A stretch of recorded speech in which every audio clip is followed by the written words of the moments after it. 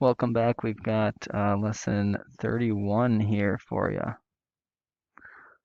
So quickly pause and give this one a try. It's just a lesson 30 question. So you probably cannot practice these types enough just because you will see them a lot more this year, and we're going to kind of build off of them in algebra. So you need these skills in order to move on to algebra. So try adding and subtracting these fractions. And have your video pause because it's about to show up.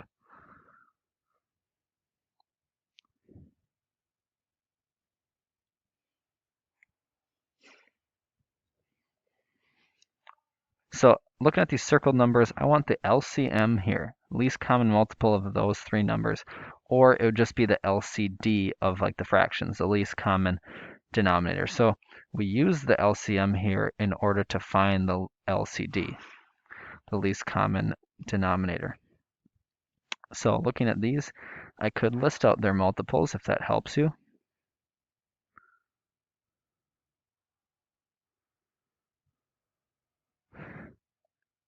But as I said in the previous video, sometimes the least common multiple is just if you were to multiply all of them together.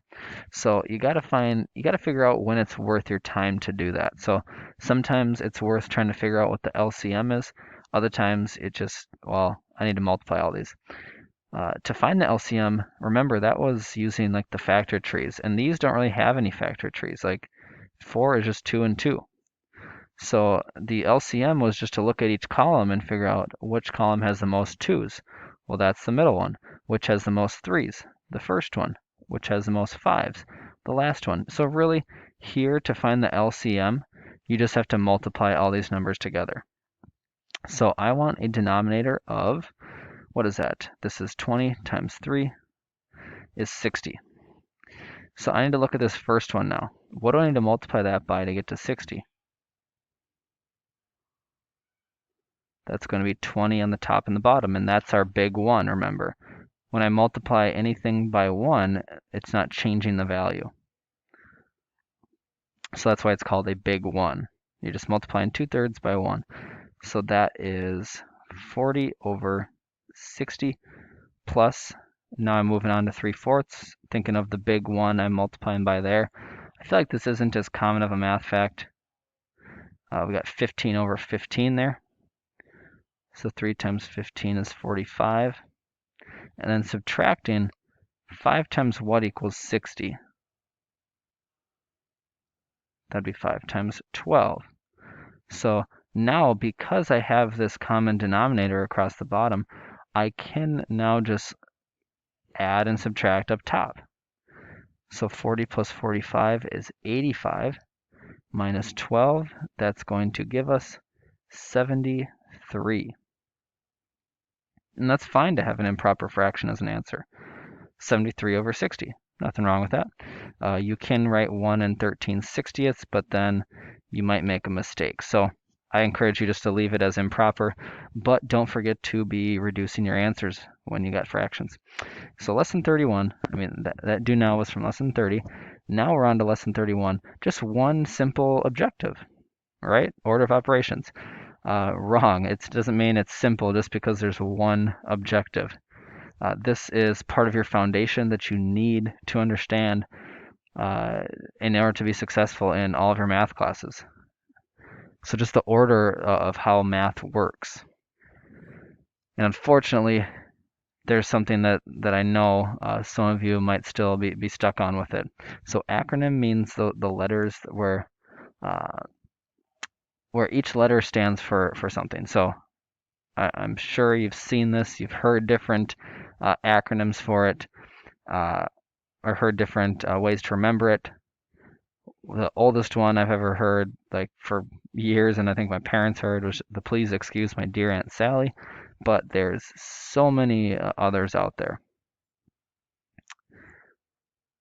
So here it is, and notice the color codes. They actually are relevant here. So what do you notice about those colors? I notice that multiplication and division are the same color. That's the same thing for addition and subtraction. So those are being paired together. And that's for a reason, because when we were doing the order of operations, the problem is some of you are so fixated on this acronym that you tell yourselves it has to be M first. That is not the case, unfortunately. I'm sorry that that's how math is and that it seems confusing, but these could go in either order. That still means you have to multiply and divide before addition and subtraction, but multiplication does not have to go first. It could be division. So whenever you are looking between multiplication and division, you're just going left to right. Same thing for addition and subtraction.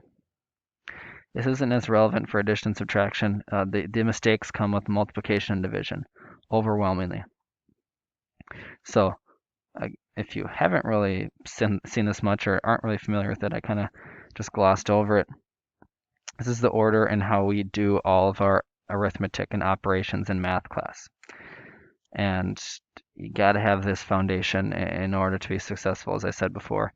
We don't see a lot of exponents yet. You've seen just a little bit of those, but don't forget about those. This is the one we have to be careful on. So I love showing this one. I love to see what the answers are. We get answers of either 16 or 1.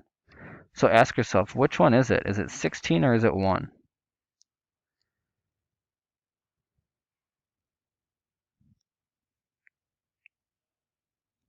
It is 16. Again, some of you just tell yourselves, and I understand, like, it's not your fault when you were probably told that you have to memorize this. Some of you are telling yourselves, I gotta multiply first. M comes before D, but these can be interchangeable. Same with these. So we're just going left to right here. Left to right. So 4 times 4 is 16. Gotta watch out for those ones. Another one to watch out for. Here's the exponent piece. And this might be getting ahead of ourselves a little bit, possibly, but that's okay. Negative 4 squared. That's a little different than negative 4 squared. So you probably didn't catch the difference there. I'll try it again. Negative 4 squared versus negative 4 squared. So the pause there was that this is a negative and then also a 4 squared. It's not negative 4 times negative 4. That would be negative 4 squared. But notice the big difference just by having parentheses or not here. So the negative, this could be rewritten as negative 1 times 4 squared. So careful on these. This one is actually negative 16, not positive 16, because of those parentheses that need to be there. The rule of the exponent is that you typically are taught that the exponent is only applying to what it's touching. So it's only touching the 4 here. That means that's 16, and then you multiply by a negative 1.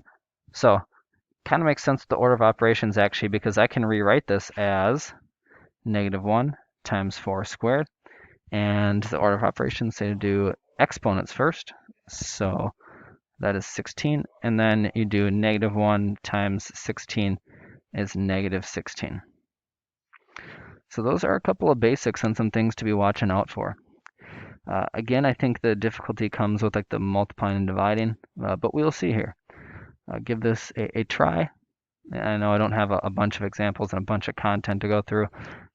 In this case, less is more here. So check out these and have 2 answers ready, and pause your video. Give you a couple more seconds to make sure you pause the video and then come back.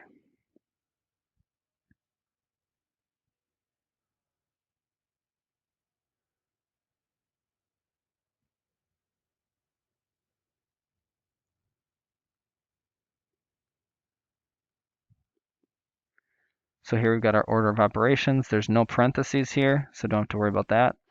No exponents, so now we're really just worrying about multiplication and division and addition and subtraction. Those are off in their own groups, but multiplication does not have to come first necessarily. So here we multiply before we add, so I'm going to skip adding and I'm going to multiply. I still need to multiply before I subtract, so that's going to be 6. Now I notice it's just multiplication and division and subtraction, so I'm just going left to right. So 22 minus 6 is 16, and that is your answer. Hopefully you got that one. Next one, again, no parentheses, no exponents. I'm going to be looking just at multiplication and division first. So I'm not going to add, I'm going to multiply. Same thing here.